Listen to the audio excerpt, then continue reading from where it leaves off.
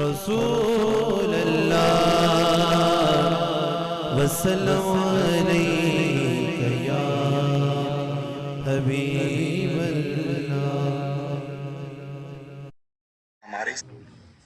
جو نبی کے قریب ہوتے ہیں وہ خدا کے حبیب ہوتے ہیں، جو نبی کے قریب ہوتے ہیں وہ خدا کے حبیب ہوتے ہیں، اور جو سجاتے ہیں درود و سلام کی محفل رب کعبہ کی قسم وہ بڑے خوش نصیب ہوتے ہیں۔ سب پر اللہم صلی علی سیدنا و مولانا محمد وعلی آل سیدنا و مولانا محمد بقدر حسنہ و جمالہ و جودہ و نوالہ و فضلہ و کمالہ و قالہ و حالہ و صحبہ و آلہ و بارک وسلم۔ صلاۃ و سلام علیک یا سیدی یا رسول اللہ وعلی آلک و اصحابک و اہل بیتک یا حبیب اللہ۔ میرے نہایت واجب الاحترام قائد اہل سنت، مجاہد اہل سنت، مناظر اہل سنت، رہبر اہل سنت حضرت علامہ مولانا پیر سید اولاد رسول قدسی مدد اللہ العالی، میرے نہایت واجب الاحترام بزرگوں، دوستوں، عزیز بچوں، خواتین و حضرات، السلام علیکم ورحمۃ اللہ وبرکاتہ۔ حضرات گرامی، میلاد حضور صلی اللہ علیہ وسلم کے آنے کا نام ہے، اور معراج حضور صلی اللہ علیہ وسلم کے جانے کا نام ہے۔ اور حضور صلی اللہ علیہ وسلم کا معراج پہلے صرف اہل سنت مناتے تھے، لیکن اب دوسرے مسلک والے بھی محفل معراج النبی صلی اللہ علیہ وسلم مناتے ہیں۔ جو چیز آج سے 50 سال پہلے بدعت تھی، آج وہ جائز ہو گئی۔ تو اے سنیوں، الحمدللہ ہم ابن الوقت نہیں، ہم ابو الوقت ہیں۔ ہمارا وہی عقیدہ ہے، ہم اپنا عقیدہ نہیں بدلتے، اہل سنت و جماعت سے تعلق رکھتے ہیں۔ اور ہماری خوش قسمتی یہ بھی ہے کہ دینی جماعتوں کے نام لوگ رکھتے ہیں، کسی جماعت کا نام کوئی رکھتا ہے، کسی جماعت کا نام کوئی رکھتا ہے، لیکن اہل سنت و جماعت نبی صلی اللہ علیہ وسلم نے رکھا ہے۔ میں الحمدللہ ذمہ داری کے ساتھ یہ بات عرض کر رہا ہوں، سنو، میں دعوت فکر دیتا ہوں، ہمارا مسلک نبی صلی اللہ علیہ وسلم نے بنایا ہے، اس پر مہر نبی صلی اللہ علیہ وسلم کی لگی ہے۔ آئیے قرآن پاک پڑھیں۔ اللہ تعالیٰ قرآن پاک میں ارشاد فرماتا ہے، یوم تبیض وجوہ وتسود وجوہ فاما الذین اسودت وجوہہم۔ اس آیت کریمہ کی تفسیر سید المفسرین سیدنا عبداللہ ابن عباس رضی اللہ تعالیٰ عنہ نے فرمائی، اور اس حوالے سے جملہ مفسرین نے تفسیر خازان شریف، تفسیر مظہری شریف، تفسیر قرطبی شریف، تفسیر روح البیان، تفسیر فتح القدیر میں بھی یہی تفسیر ہے کہ قیامت کے دن جن کے چہرے چمکتے ہوں گے وہ اہل سنت ہوں گے، اور جن کے چہرے سیاہ ہوں گے وہ بدعتی ہوں گے۔ یہ میں نہیں کہہ رہا، یہ عبداللہ ابن عباس کا فرمان ہے۔ صحابہ اہل سنت ہے۔ امام الائمہ سیدنا امام زین العابدین رضی اللہ تعالیٰ عنہ، کون امام زین العابدین؟ جو 12 اماموں میں سے چوتھے امام ہیں، جو مولا علی شیر خدا کے پوتے ہیں، جو امام حسین کے بیٹے ہیں، جو امام باقر کے والد ہیں، جو امام جعفر صادق کے دادا جان ہیں۔ آپ نے کربلا کا خونی منظر اپنی آنکھوں سے دیکھا۔ آپ فرماتے ہیں، امام زین العابدین فرماتے ہیں کہ اہل سنت کی نشانی یہ ہے کہ وہ کثرت کے ساتھ نبی پاک صلی اللہ علیہ وسلم پر درود بھیجتے ہیں۔ حضرات گرامی، ہمارا یہی عقیدہ ہے کہ میں سو جاؤں یا مصطفیٰ کہتے کہتے، میں سو جاؤں یا مصطفیٰ کہتے کہتے، کھلے آگ صلی اللہ کہتے کہتے، بلکہ ہم تو صبح و شام نبی صلی اللہ علیہ وسلم پر درود شریف پڑھتے ہیں، اور درود شریف پڑھنے پر لوگوں کے فتوے کا نشانہ بھی بنتے ہیں۔ لیکن ہمارا عقیدہ یہ ہے کہ نبی صلی اللہ علیہ وسلم پر صبح اور شام درود پڑھا کرو، کوئی غم ہو، کوئی خوشی ہو، نبی صلی اللہ علیہ وسلم پر درود پڑھا کرو۔ ہمارا عقیدہ حضور صلی اللہ علیہ وسلم کے صحابہ والا عقیدہ ہے۔ مسلم شریف اٹھا کر دیکھ لو، مسلم شریف میں موجود ہے کہ جب بھی نبی صلی اللہ علیہ وسلم پر درود شریف پڑھو تو اس نظریہ سے پڑھو کہ حضور صلی اللہ علیہ وسلم سنتے ہیں، خود آپ کان لگا کر حضور سنتے ہیں، خود آپ کان لگا کر حضور سنتے ہیں جہاں بھی آپ کے دیوانے درود پڑھتے ہیں۔ حضور صلی اللہ علیہ وسلم مبارک نے فرمایا کہ آج سے 70 برس پہلے ایک پتھر جہنم میں پھینکا گیا، آج وہ جہنم کی تہہ میں پہنچ چکا ہے، کیا اس کے گرنے کی آواز تمہیں آتی ہے؟ جب حضور صلی اللہ علیہ وسلم صحابہ اکرام سے کوئی سوال کرتے تو صحابہ اکرام عرض کرتے اللہ و رسول عالم، اللہ اور اس کا رسول زیادہ جانتا ہے۔ صحابہ یہ نہیں کہتے تھے کہ اللہ تعالیٰ زیادہ جانتا ہے، صحابہ کا عقیدہ ہے اللہ و رسول عالم۔ یہ عقیدہ صدیق اکبر کا عقیدہ ہے، یہ عقیدہ فاروق اعظم کا عقیدہ ہے، یہ عقیدہ عثمان غنی کا عقیدہ ہے، یہ عقیدہ حیدر کرار کا عقیدہ ہے، یہ عقیدہ حضرت انس کا عقیدہ ہے، یہ عقیدہ عبداللہ ابن عباس کا عقیدہ ہے، یہ عقیدہ ابو ذر غفاری کا عقیدہ ہے، یہ عقیدہ سلمان فارسی کا عقیدہ ہے، یہ عقیدہ عبد الرحمن بن عوف کا عقیدہ ہے۔ حضرات گرامی، تمام صحابہ کا اجماعی عقیدہ ہے اللہ و رسول عالم۔ حدیث شریف کی کوئی بھی کتاب لانا تمہارا کام ہے، صحابہ اکرام کا عقیدہ دکھانا ہم اہل سنت و جماعت کا کام ہے۔ سبحان اللہ۔ اسی لیے میرے سرکار اعلیٰ حضرت عظیم البرکت مجدد دین و ملت شاہ احمد رضا خان فاضل بریلوی رحمت اللہ علیہ آپ مبارک فرماتے ہیں زر عرش پر ہے تیری گزر، دل فرش پر ہے تیری نظر، ملکوت و ملک میں وہ کوئی شے نہیں وہ جو تجھ پہ آیا نہیں۔ اور صحابہ بھی یہی سمجھتے تھے اللہ و رسول عالم۔ حضرات گرامی، سیدنا موسیٰ علیہ السلام نے اللہ تعالیٰ کی بارگاہ میں عرض کیا یا اللہ میں تجھے دیکھنا چاہتا ہوں، ربی ارنی انظر الیک۔ اللہ تعالیٰ نے فرمایا اے موسیٰ تم مجھے ہرگز نہیں دیکھ سکتے۔ امام جلال الدین سیوطی رحمت اللہ علیہ فرماتے ہیں، آپ اپنی کتاب میں لکھتے ہیں، کون امام جلال الدین سیوطی؟ جنہوں نے 75 مرتبہ حالت بیداری میں نبی پاک صلی اللہ علیہ وسلم کی زیارت کی ہے۔ اور یہ بات دیوبندیوں کا مولوی انور شاہ کشمیری اپنی کتاب میں لکھتا ہے کہ امام جلال الدین سیوطی نے کئی مرتبہ بیداری کی حالت میں نبی پاک صلی اللہ علیہ وسلم کی زیارت کی ہے۔ اور وہابیوں کے مولوی ابراہیم میر سیالکوٹی نے بھی اپنی کتاب سیرت مصطفیٰ میں لکھا ہے کہ امام جلال الدین سیوطی رحمت اللہ علیہ اپنے صدی کے متفقہ مجدد ہیں۔ امام جلال الدین سیوطی لکھتے ہیں کہ حضرت موسیٰ علیہ السلام نے کہا، جب انہوں نے کہا اللہم ربی ارنی انظر الیک، تو اللہ تبارک و تعالیٰ نے فرمایا کہ اے موسیٰ ایک مسئلہ بتاؤ۔ موسیٰ علیہ السلام نے یہ نہیں کہا یا اللہ عالم الغیب ہو کر بھی مجھ سے مسئلہ پوچھ رہے ہو، عالم بذات صدور ہو کر مجھ سے مسئلہ پوچھ رہے ہو، نہیں، یہ نہیں فرمایا۔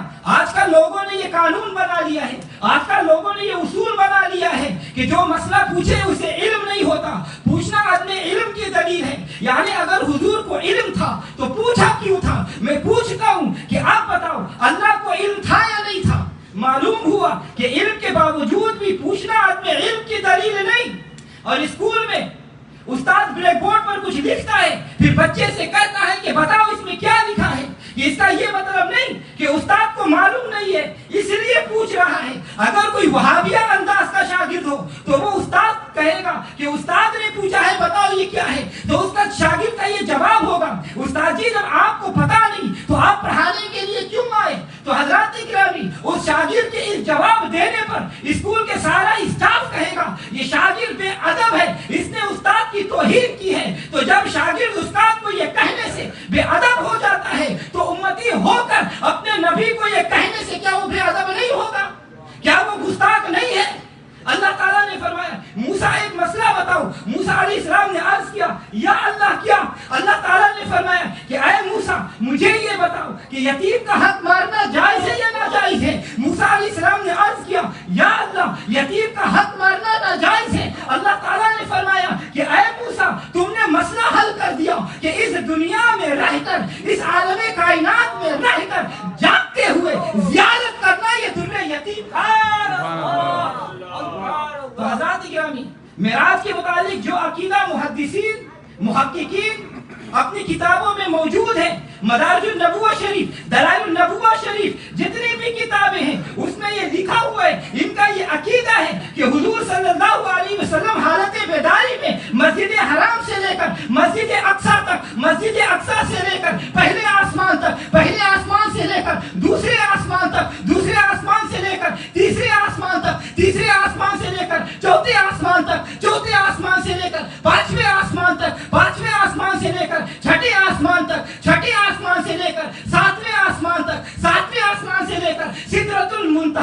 اور پھر سدرۃ المنتہا سے عرش اولا اور پھر اس سے بھی آگے لا مقام، وہ لا مقام جہاں نہ سورج طلوع ہوتا ہے، جہاں نہ سورج غروب ہوتا ہے، جہاں نہ مشرق ہے، جہاں نہ مغرب ہے، جہاں نہ ایسٹ ہے، جہاں نہ ویسٹ ہے، جہاں نہ ساؤتھ ہے، جہاں نہ نارتھ ہے، نہ جنگل ہے، نہ پہاڑ ہے، جہاں نہ پانی ہے، جہاں نہ ہوا ہے، جہاں کوئی نبی پہنچ سکا، جہاں کوئی رسول نہیں پہنچا، نہ جبریل وہاں پہنچے، نہ کوئی فرشتہ وہاں پہنچا، لا مقام ہے، جاگتے ہوئے اپنی سر کی آنکھوں سے نبی صلی اللہ علیہ وسلم نے اپنے رب کی زیارت فرمائی ہے، اسے معراج کہتے ہیں۔ اور سرکار اعلیٰ حضرت عظیم البرکت مجدد دین و ملت شاہ احمد رضا خان فاضل بریلوی کی روح وجد آ گئی، آؤ فرمانے لگے صدقے اس انعام کے، صدقے اس انعام کے، قربان اس اکرام کے، ہو رہی ہے دونوں عالم میں تمہاری واہ واہ۔ سبحان اللہ، نعرہ تکبیر، اللہ اکبر، نعرہ رسالت، یا رسول اللہ، جشن معراج النبی، زندہ باد، علماء اہل سنت، زندہ باد، علماء اہل سنت، زندہ باد۔ حضرت گرامی، جب موسیٰ علیہ السلام نے اصرار کیا تو اللہ تبارک و تعالیٰ نے فرمایا اے موسیٰ وَإِذْ وَعَدْنَا مُوسَىٰ 40 لَيْلَةً، اے موسیٰ ہم وعدہ کرتے ہیں کہ 40 راتیں انتظار کرو، ہم تھوڑی سی تجلی دکھائیں گے۔ جب سیدنا موسیٰ علیہ السلام نے انتظار کیا 40 راتوں کے بعد اللہ تبارک و تعالیٰ نے تجلی دکھائی تو حضرت موسیٰ علیہ السلام بے ہوش ہو گئے، خرّ موسیٰ صعقا۔ مواہب دنیا شریف میں یہ موجود ہے کہ جب موسیٰ علیہ السلام پر تھوڑی سی تجلی پڑی تو آپ بے ہوش ہو کر گر پڑے، اور اس تجلی کا اثر حضرت موسیٰ علیہ السلام کی بصارت پر ایسا ہوا کہ آپ اندھیری رات میں 40 مائل دور پڑے ہوئے سیاہ پتھر پر ریتتی ہوئی سیاہ چوٹی کو آپ کو نظر آئی۔ تو حضرات گرامی یہ تو اس چھوٹی سی تجلی پڑھنے کا عالم ہے کہ بصارت ایسی تیز ہو گئی، لیکن ہمارے آقا و مولا حضور صلی اللہ علیہ وسلم، حضور صلی اللہ علیہ وسلم جب اللہ تعالیٰ کی ذات اقدس کو دیکھا ثم دنا فتدلى فكان قاب قوسين او ادنى، دنا کی منزلیں طے کر کے 2 قوسوں سے بھی قریب اللہ کی زیارت کر رہے ہیں اور ٹکٹکی باندھ کر زیارت کر رہے ہیں۔ ما زاغ البصر وما طغى، حضور نے ارشاد فرمایا رأيت ربي في احسن صورة، میں پوچھتا ہوں کہ اللہ کے جس محبوب نے ٹکٹکی باندھ کر اللہ کی زیارت فرمائی ہے اس مصطفیٰ صلی اللہ علیہ وسلم کی بصارت کا کیا عالم ہوگا۔ ارے وہ آگے کی طرف پیچھے بھی سب کچھ دیکھ لیتے تھے، تغا سے پاک ہے آقا کی پیاری سرمہ گیا۔ حضرات گرامی یہ حضور صلی اللہ علیہ وسلم کا عروج تھا، یہ حضور صلی اللہ علیہ وسلم کی بلندی تھی، یہ امام الانبیاء کا مقام تھا، یہ حضور صلی اللہ علیہ وسلم کی اولیت تھی، اور اللہ تبارک و تعالیٰ نے اپنے محبوب صلی اللہ علیہ وسلم کو لا مقام میں بلایا اور سب کچھ عطا فرما دیا۔ یہ حضور صلی اللہ علیہ وسلم کا معراج ہے۔ حضرات گرامی اسی لیے میرے سرکار اعلیٰ حضرت آپ کے چھوٹے بھائی فرمانے لگے کونین بنائے گئے سرکار کی خاطر، کونین بنائے گئے سرکار کی خاطر، کونین کی خاطر تمہیں سرکار بنایا، کا ذکر کا تاج آپ ہی کے جبین اقدس پر سجایا گیا، والضحیٰ آپ کی نورانی پیشانی ہے، واللیل اذا سجا آپ کے زلف عنبری کے لیے فرمایا گیا، ما زاغ البصر وما طغى آپ کی آنکھوں کا سرمہ ہے، وما ينطق عن الهوى ان هو الا وحی یوحی آپ کی تقریر ہے، نون والقلم آپ کی تحریر ہے، علم نشرح آپ کا سینہ ہے، وللآخرۃ خیر لک من الاولی آپ کا منصب ہے، وعلمک ما لم تکن تعلم عطائے علوم کا اعلان ہے، الرحمن علم القرآن خلق الانسان علمہ البیان یہ انعام رحمان ہے، ووجدک عائلا فاغنی آپ کا گنا ہے، واما الیتیم فلا تقہر آپ کا لطف و کرم ہے، واما السائل فلا تنہر آپ کی شان بندہ سربری ہے، آپ ہی کے دونوں عالم میں سربری ہے، انا اعطیناک الکوثر مالک کی آپ پر بے پناہ عنایات کی خبر ہے، وشق القمر آپ کا اعجاز نظر ہے، لیما اللہ آپ کا مقام ہے، تنام عینی ولا ینام قلبی آپ کا آرام ہے، ابیت عند ربی آپ کا دسترخوان ہے، ایکم مثلی آپ کا فرمان ہے، آپ تاجدار دو جہاں ہیں، بظاہر فرش پر جلوہ گر ہے مگر عرش کے سدرہ نشین ہے، سبحان الذی اسریٰ بعبدہ لیلا آپ کی سیر ہے، وکان قاب قوسین او ادنی قرب خاص ہے، واوحی الی عبدہ واوحی راز و نیاز ہے، قد جاءکم من اللہ نور آپ کی تنویر ہے، آپ کی ذات سراج منیر ہے، تمام انوار اس نور کا پرتو ہے، حور و قصور میں اس کا حسن و جمال ہے، رضوان و غلمان اسی نور کے محتاج ہیں. ارے صفات آدم نجات نور اسی نور کے صدقے سے ہوئی. دعائے خلیل اور صفائی اسماعیل اسی کے نور سے ظہور میں آئی. دعوت یعقوب صحت ایوب اسی نور کے طفیل ہے. نجات یوسف اجابت یونس اسی نور کی برکت سے ہے. ارے اسی نور کی طفیل رسولوں کو رسالت ملی, نبیوں کو نبوت عطا کی گئی, عارفوں کو معرفت, ولیوں کو ولایت, علماء کو فقاہت دی گئی. ارے میں اس مقام محمود کے مکین وَلَا سَوْفَ يُؤْتِكَ رَبُّكَ فَتَرْضَىٰ کے امین اور وَبِالْمُؤْمِنِينَ رَءُوفٌ رَحِيمٌ کی شان والے کی کیا عظمت بیان کروں, جس کی مدح سرائی کے لیے خود رب ذوالجلال ارشاد فرما رہے ہیں, جن کی عظمتوں کو بیان کرنے کے لیے تورات, انجیل, زبور اور قرآن کو نازل کیا گیا. انبیاء اکرام کی جذبہ گری ہوئی. یہ تو اس رب العالمین رحمان و رحیم کا کرم ہے کہ اس نے ہمیں اپنے محبوب صلی اللہ علیہ وسلم کے ذکر خیر کرنے کی اجازت فرمائی. رب کعبہ کی قسم, رب محمد کی قسم, وگرنہ کہا ہماری زبان کہ ہم اس کے محبوب صلی اللہ علیہ وسلم کی تعریف اور مرتبہ اور مقام کو بیان کریں. حضرات گرامی, یہ تو اپنے رب کی رضا اور بخشش حاصل کرنے کا ایک بہانہ ہے کہ ہم اس کے محبوب صلی اللہ علیہ وسلم کا نام لیتے ہیں, ان کا واسطہ ڈالتے ہیں, صدقہ مانگتے ہیں. رب کعبہ کی قسم, یہ وہی صدقہ ہے, یہ وہی ذریعہ ہے کہ جس سے اللہ تبارک و تعالیٰ کی دریا رحمت جوش میں آ جاتی ہے اور پھر اس کے کرم کی برسات ہو جاتی ہے. اور اس کی رحمت کی برسات سے ایک چھینٹا حاصل کرنے کے لیے آج ہم یہاں پر جمع ہوئے ہیں. اللہ تبارک و تعالیٰ ہم سب کی حاضری کو قبول فرمائے. اللہم اجعل فی قلبی نورا وفی بصری نورا وفی سمعی نورا وعن یمینی نورا وعن شمالی نورا ومن عظم نورا واجعل لي نورا وفي عصبي نورا وفي لحمي نورا وفي دمي نورا وفي شعري نورا وفي بشري نورا وفي لساني نورا واجعل في نفسي نورا واعزم لي نورا واجعل من فوقي نورا ومن تحتي نورا. اللهم آتني نورا, اللهم آتني نورا.